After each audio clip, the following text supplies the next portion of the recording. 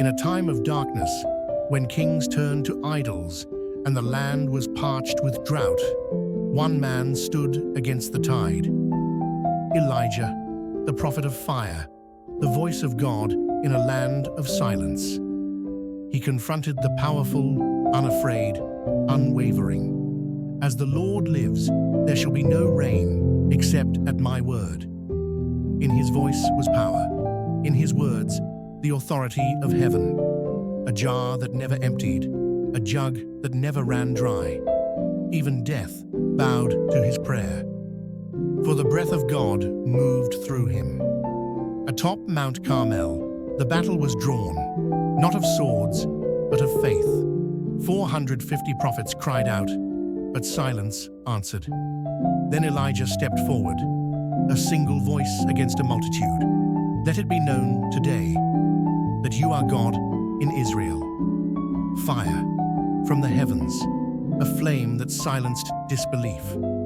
The people cried out, "The Lord, He is God." But where fire could not reach, darkness moved.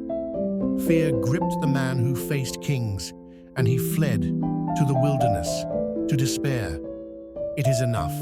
Take my life, Lord." But God's plan was not finished, nor was his servant's journey. He sought God in fire, in earthquake, in mighty wind. But God was not there.